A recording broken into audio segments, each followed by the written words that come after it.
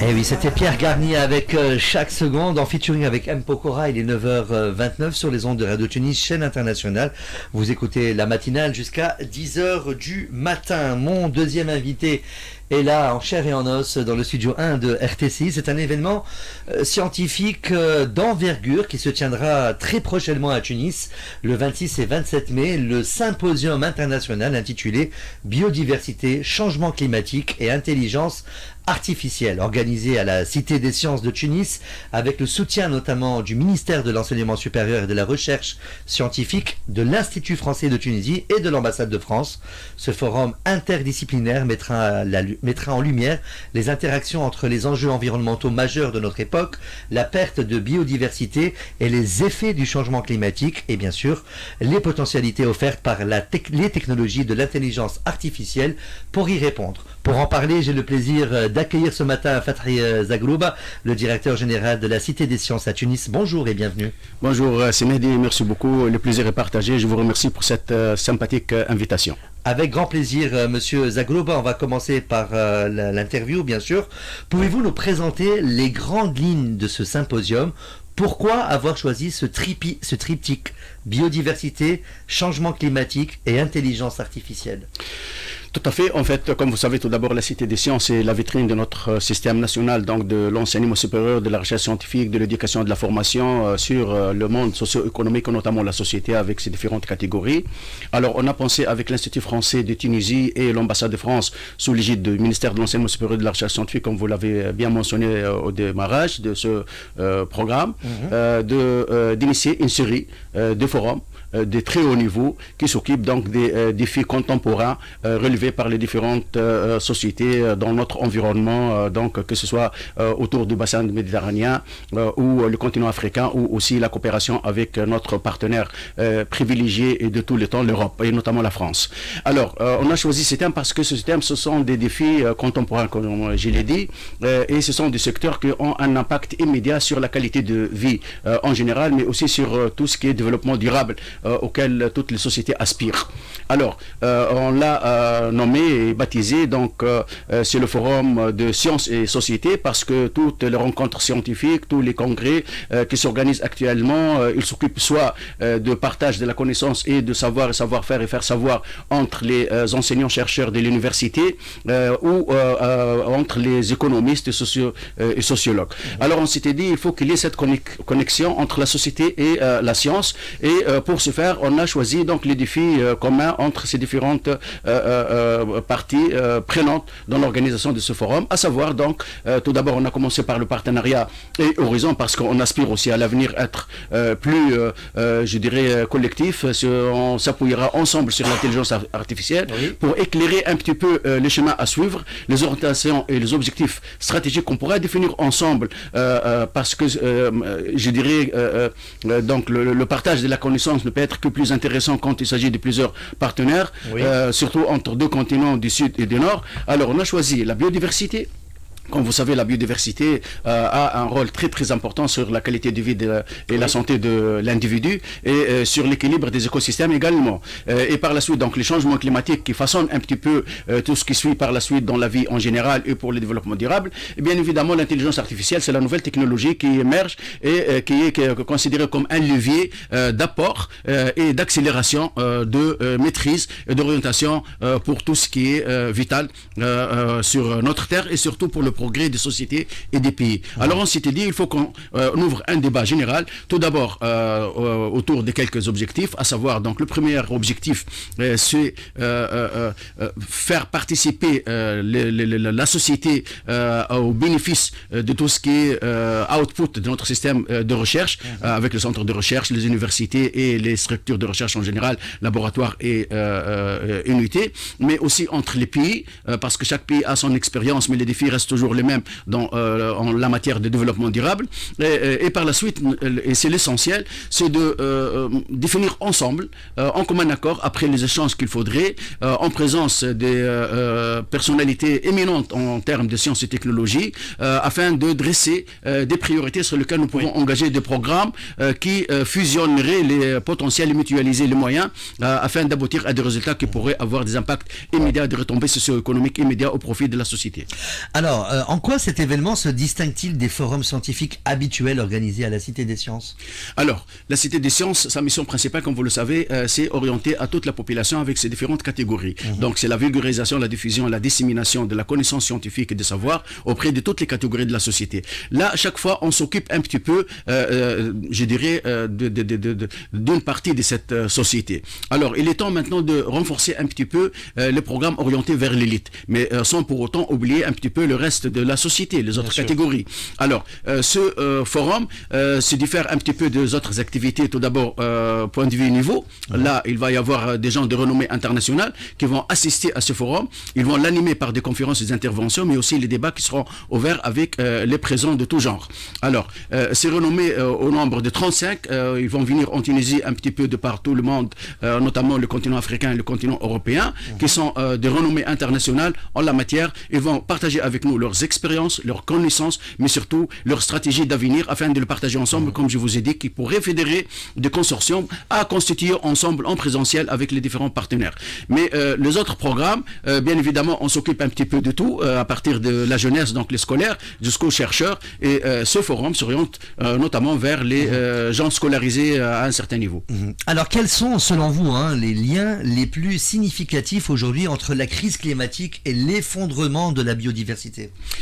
Tout est lié. Vous savez, sur la Terre, quand on ne maîtrise pas ce genre de catastrophes naturelles, donc tout d'abord, les changements climatiques sont issus de la pollution issue des activités industrielles et économiques des fabriques et des industriels, avec le dégagement des gaz à effet de serre. Et ce que nous vivons aujourd'hui comme catastrophe naturelle, mais aussi, je dirais, la variation de la pluviométrie d'une année à l'autre, le réchauffement climatique aussi, et tout cela ne pourrait être résolu par un État tout seul ou même un pays seul, aussi important soit-il ce pays.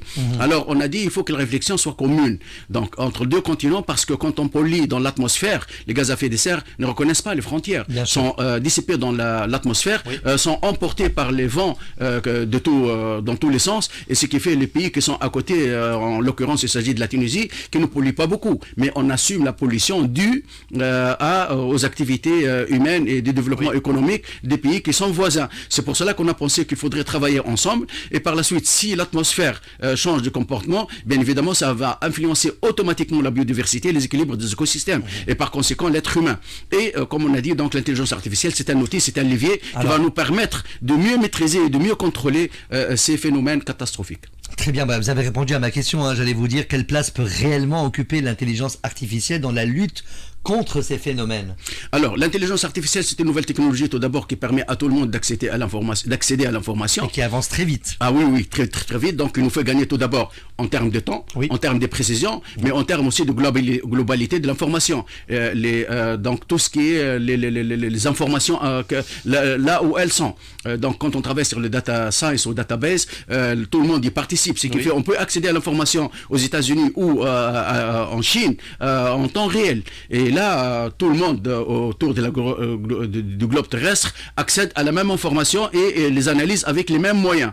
Ce qui fait, ça va nous permettre un petit peu d'être au même niveau qu'un citoyen ou qu'un décideur politique, parce que les décideurs politiques sont intéressés par cela aussi. Là, il va falloir utiliser les sciences et la connaissance et le savoir dans le politique publique pour qu'ils travaillent dans un référentiel international. Très bien. Alors on va parler aussi des enjeux environnementaux. La biodiversité mondiale est en recul accéléré. Quelles sont aujourd'hui les menaces les plus alarmantes pour les écosystèmes en Tunisie et en Méditerranée?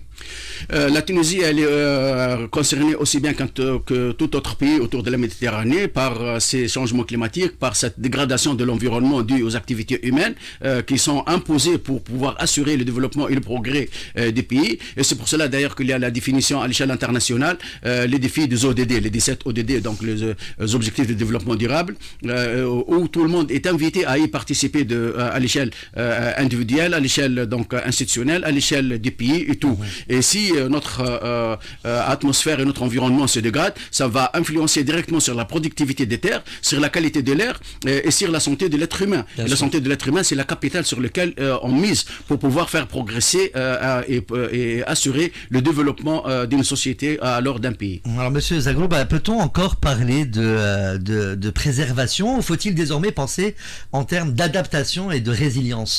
Tout à fait. Mieux vaut prévenir que guérir.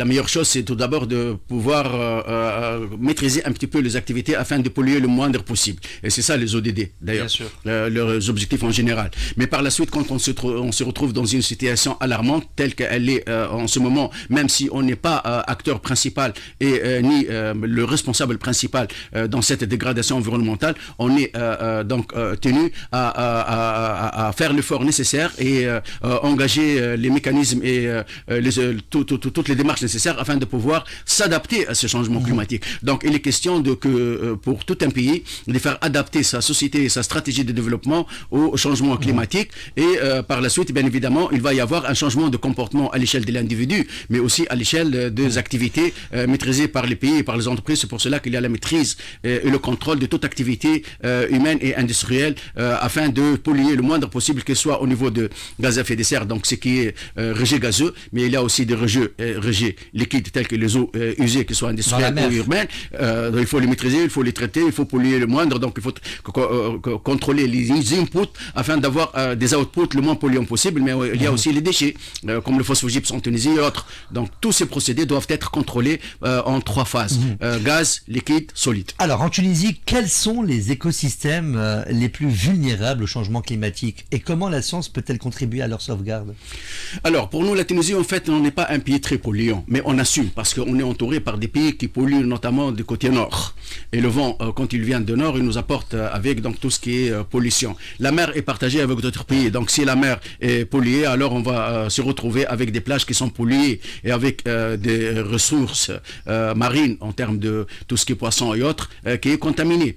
Et par la suite, donc, ça va influencer les équilibres des écosystèmes sur la Terre, tels que, comme je l'avais dit, donc la température, la pluviométrie, le vent, l'érosion de la terre et autres. Donc il faut qu'on s'y adapte, il faut qu'on s'y prépare, il faut qu'on lutte contre cette pollution et sa propagation. Et il faut qu'on minimise les dégâts avec des procédés basés notamment sur la science, sur la technologie, sur la connaissance et sur le partage des expériences réussies dans d'autres pays. Et c'est l'objectif. Là, on regroupe des pays pour partager un petit peu leurs expériences afin d'en faire profiter d'autres pays aussi. Alors sur l'intelligence artificielle peut-elle devenir un véritable levier de protection environnementale ou n'est-ce encore qu'un potentiel théorique? L'intelligence artificielle en soi, c'est un levier, c'est un moyen, c'est un mécanisme, c'est un outil pour faire avancer les autres spécialités. Donc, lui seul ne pourra jamais intervenir dans la maîtrise ou les efforts consentis pour lutter contre la pollution et préserver la Terre. Mais c'est un outil qui permet aux études, aux recherches, développement et innovation à accélérer un petit peu leurs avancées et à traiter les problèmes avec les moyens les plus pertinents possibles à travers le monde qui sont à la disposition de tout le monde. Alors, quels sont les exemples concrets d'utilisation de l'IA dans la recherche en biodiversité ou en climatologie que vous allez présenter pendant le forum? Bon, l'intelligence artificielle, comme je vous ai dit tout d'abord, il permet à l'accès à l'information et de l'analyser. C'est l'analyse des données, notamment. Et gagner du temps.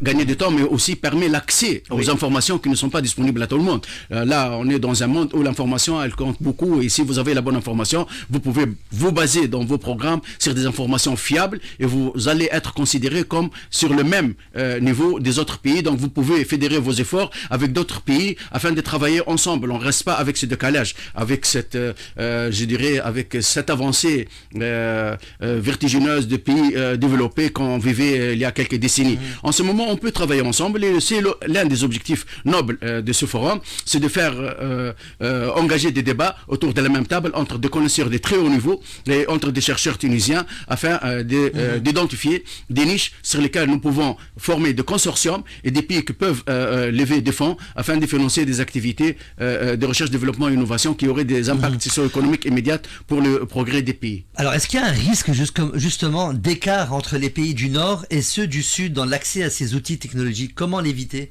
L'intelligence artificielle est disponible à tout le monde gratuitement. Même à notre échelle, vous et moi, on peut maintenant ouvrir les smartphones et on peut accéder à des plateformes importantes et il suffit de poser la bonne question. questions, il suffit d'être formé sur des logiciels qui sont disponibles, à pouvoir accéder à ces informations dans les bases de données qui étaient jusqu'à un certain moment préservées aux initiateurs et aux porteurs de ces bases de données. Maintenant, on peut y accéder. Là, je lance un petit appel. Je pense que tout le monde en est conscient, mais l'un n'empêche pas l'autre. Ça ne fait pas de mal, si je le dis. Alors, il faut intégrer l'intelligence artificielle comme matière de formation à tous les niveaux en Tunisie, comme les autres écoles et la formation, comme un outil, comme c'était auparavant une calculatrice. Maintenant, on a l'ordinateur et on a l'intelligence artificielle. Tout à fait. Et il vous permet de gagner beaucoup de temps. Vous savez, maintenant, avec l'intelligence artificielle, même les étudiants, moi, je suis professeur de l'enseignement supérieur, on demande d'engager une recherche quelconque. Il suffit de donner les mots-clés, vous disposez tout de suite des résultats les meilleurs au monde. Des programmes, des actions et par la suite des rapports, même un rapport de fin d'études d'ingénieur, il peut l'avoir tout de suite prêt. Si vous voulez concevoir...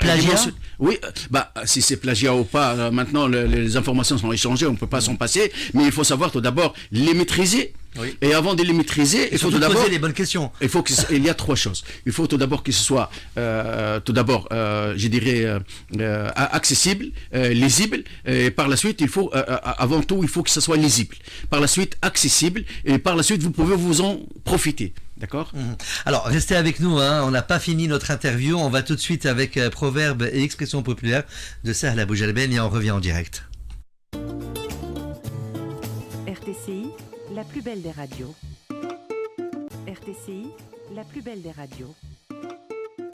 Alors, de retour, bien sûr, en direct du studio 1 de Radio Tunis, chaîne internationale. Et bien sûr, on continue notre interview qu'on a commencé tout à l'heure avec notre invité, bien sûr, Monsieur Fathi Zaglouba. On rappelle que vous êtes le directeur général de la Cité des Sciences à Tunis. Vous êtes venu nous parler d'un symposium scientifique majeur qui se tiendra les 26 et 27 mai à Tunis, intitulé Biodiversité, changement climatique et intelligence artificielle. On va parler un peu des enjeux sociaux et éducatifs.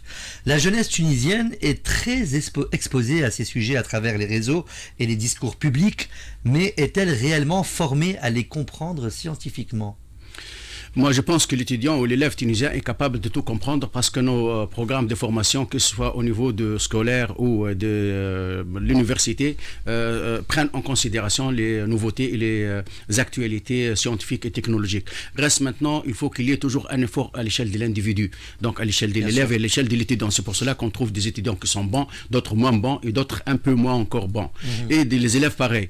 Donc, si ils assimilent exactement tout ce qu'il est déjà programmé dans le programme d'études, je pense que l'élève et l'étudiant tunisien est très bien placé à l'échelle mondiale pour pouvoir, traiter avec ces nouveautés, voire même qu'il soit un vrai acteur afin de faire exporter les connaissances. Et ça, c'est que l'université tunisienne ne cesse de faire depuis longtemps. Notre système national d'éducation et de la formation en général à tous les niveaux, il est reconnu à l'échelle mondiale. Et d'ailleurs, les diplômés de notre université trouvent de places d'embauche un peu à travers tout le monde. Et d'ailleurs, ils sont aussitôt recrutés. Le meilleur d'ailleurs, ils partent et ils font le bonheur et le printemps des entreprises multinationales. Donc là, il n'y a aucune crainte. Les enseignants, les éducateurs ont les niveaux pour pouvoir bien former, et les élèves, quand ils sont sérieux et quand l'environnement social le permet et qu'il leur soit favorable, je pense qu'ils peuvent facilement donc se familiariser avec ces nouveautés. Est-ce que la vulgarisation scientifique fait partie des missions du forum ? Y aura-t-il des actions spécifiques pour les lycéens, les étudiants ou le grand public ?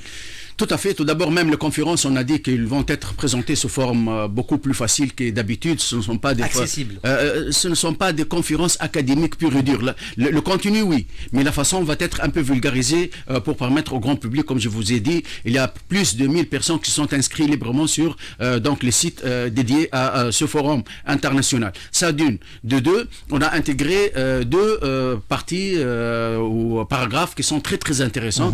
À savoir, tout d'abord, le 26 au soir, à partir de 16h, il va y avoir une très grande conférence qui va être assurée par l'éminent scientifique, le professeur Étienne Klein, qui est un philosophe scientifique, il est docteur, mais il a traité les sciences de côté philosophique. Donc ça lui permet, notamment plus que d'autres, à la transférer et la vulgariser à tout un chacun, quel que soit son niveau de scolarisation. Ça de d'une. Le deux, il est directeur donc de laboratoire de sciences de la matière matière, puisqu'il travaille sur la mécanique quantique et c'est au commissariat de l'énergie atomique en France. Il a écrit beaucoup de bouquins, donc c'est une occasion qu'on va permettre à tous les Tunisiens, que ce soit en présentiel ou à distance. Comme on l'a dit, on va assurer la transmission en direct sur live streaming et ça va être interactif. Alors cette conférence, elle est dédiée au grand public. La deuxième, c'est une soirée astronomique mais qui est cohérente avec le thème, c'est l'intelligence artificielle. À savoir, notre conférencier, c'est un professeur d'encadrement scientifique, donc c'est Riyad Bensib à la Cité des Sciences. Il va assurer une conférence sous les titres de le ciel numérique, database and intelligence artificielle. Et l'intelligence artificielle, donc comment on peut analyser ces informations à travers le monde pour permettre à tout un chacun de comprendre un petit peu le ciel sous forme numérique et digitale. Alors, il va y avoir par la suite une séance d'observation des étoiles et par la suite il va y avoir le tourisme stellaire, donc on va pointer un petit peu avec le laser le ciel, toutes les étoiles afin de expliquer un petit ce qui se passe au-dessus de nous. Alors ces deux paragraphes qui sont très très intéressants vont être orientés à tout le public, mais aussi les conférences à tout un chacun a la possibilité d'y accéder parce qu'il va y avoir une séance de débat, donc à son niveau les professeurs vont lui fournir les éléments nécessaires pour qu'il se familiarise et qu'il comprenne et qu'il assimile ce qui va être présenté comme nouveauté scientifique. Sommes-nous aujourd'hui dans une course contre la montre scientifique? L'innovation peut-elle encore infléchir les trajectoires actuelles? En fait, on était toujours, même dans l'Antiquité, on était toujours en course contre la montre avec les nouveautés et les développements scientifiques. Sauf que maintenant, la cinétique a augmenté, la vitesse a augmenté. Pourquoi a augmenté? Parce que les outils sont devenus plus rapides. C'est comme quand on voyageait dans une voiture qui roulait à 50 km à l'heure, maintenant c'est plus de 400 km à l'heure, ou les trains, maintenant on peut voir des gens qui aspirent à atteindre les vitesses à 1000 km à l'heure. Maintenant, c'est la vitesse qui accélère. Ça fatigue un petit peu le cerveau humain. Mais quand on s'y habitue, avec l'habitude, on fédère rapidement. Et comme je vous ai dit, les Tunisiens sont dotés par toutes les connaissances nécessaires et su et assimilés au niveau des programmes de scolarisation et universitaire afin de pouvoir profiter de ces outils au maximum. Alors, à quoi peut-on s'attendre concrètement après ces 2 journées? Une feuille de route, des recommandations, des publications? Alors, on s'attend à plusieurs choses. Donc, les objectifs de ce, tout d'abord, comme je vous ai dit, de faire rapprocher l'université et les scientifiques des décideurs politiques, dans la politique publique. Ça d'une. De deux, c'est rapprocher les pays qui travaillent ensemble et définir ensemble des défis contemporains, communs, sur lesquels on travaille ensemble. C'est la mutualisation des moyens. Tout d'abord, les cerveaux humains et par la suite, les moyens financiers et technologiques. Par la suite, c'est d'expliquer à tout un chacun l'essentiel du développement durable et que tout un chacun est tenu et censé à faire l'effort à son niveau. Et par la suite, le plus important, c'est de former, pouvoir arriver enfin, former des consortiums qui travailleraient sur les niches qui vont être identifiées comme un défi qui concerne tout le monde afin de partager par la suite les solutions et de protéger notre environnement et nos régions. Alors, avant-dernière question, ce forum bénéficie du soutien de l'ambassade de France et de l'Institut français. Comment s'est construite cette coopération? Alors, nous, notre coopération avec le français, comme toute une institution, le pays, la Tunisie, tout d'abord, sa coopération avec la France n'a jamais cessé depuis donc l'indépendance et même avant, et ça va continuer. Alors, on n'est qu'une institution publique. L'IFT aussi, c'est une institution publique, donc qui relève de l'ambassade de France. On a des très bonnes relations qui sont très solides afin de diffuser ensemble le même message, de vulgariser la science et les actualités scientifiques et technologiques au profit de la société. C'est pour cela qu'on travaille sur tout ce qui est science et société. Et honnêtement, je le dis fièrement, que nous traitons dans une atmosphère de complémentarité. On conjugue les efforts avec des collègues et des amis français sans aucun problème. Et on œuvre dans le même sens et on rame dans le même sens. Et quand les forces vont dans le même sens, la résultante ne peut être qu'importante et le résultat attendu ne peut être qu'intéressant aussi. Que diriez-vous à nos auditeurs, à nos auditrices pour les inciter à venir assister à cet événement? Alors, après tout ce que nous venons de dire, vous et moi, alors ils n'ont qu'à comprendre qu'ils ont tout l'intérêt de chercher, de réserver quelques moments afin d'assister, même si pas à tout le programme, parce que 28 conférences, c'est beaucoup. 2 sessions donc de B2B, donc d'échange, ça pourrait aussi peut-être présenter un petit problème de disponibilité, mais quand il y a une soirée astronomique et une conférence conférence en fin de journée, je dirais, accompagnez vos enfants, accompagnez vos jeunes, venez vous-même aussi, découvrez un petit peu la science à très haut niveau, profitez de cette opportunité que la cité vous offre parce que c'est à votre service, c'est une société et un établissement de la société. Venez tous échanger avec ces éminents scientifiques parce que les occasions ne se répètent pas tout le temps, ils ne sont pas à la disposition de tout le monde. Merci beaucoup Fathi Zagrouba, directeur général de la Cité des Sciences de Tunis, pour cet échange riche et éclairant. Le symposium biodiversité, changement climatique et intelligence artificielle organisé les 26 et 27 mai prochains à la Cité des Sciences à Tunis s'annonce comme un moment fort de réflexion scientifique, d'engagement collectif et de prospective sur les grands défis de notre époque. Face à l'urgence climatique, à la fragilité croissante de nos écosystèmes et à l'évolution rapide des technologies, ce rendez-vous propose de croiser les regards, d'ouvrir le dialogue entre disciplines et surtout de tracer des pistes d'action. Toutes les personnes intéressées, chercheurs, étudiants, enseignants, acteurs de la société civile ou simples curieux sont chaleureusement invités à y participer. Encore une fois, merci à vous et bon courage pour les derniers préparatifs de cet événement d'envergure. Merci à vous, c'était un réel plaisir d'échanger avec vous et de sensibiliser toute la population tunisienne d'y participer. Merci beaucoup. Merci encore une fois, il est 9h56, on arrive à la fin de cette belle matinale. C'était Mehdi Ahouaz devant le micro, Tarek Delissi à la réalisation technique, Rim Trabelissi à la réalisation digitale. On se retrouve demain dans Autour de midi, de 11h jusqu'à 13h30. Juste après, vous avez rendez-vous avec les infos, les nouvelles en bref, et juste après, ce sera bien sûr Intersigne de Habib El Salah, suivi de Autour de midi, animé et présenté par Emna Louzil aujourd'hui. Excellente continuation des programmes sur les ondes de Radio Tunis chaîne Inter. Merci encore une fois de votre fidélité, ainsi que pour votre écoute. Tout de suite, ça va être Michael Jackson avec Earth Song, on ne pouvait pas passer à côté, et à demain. Bye bye.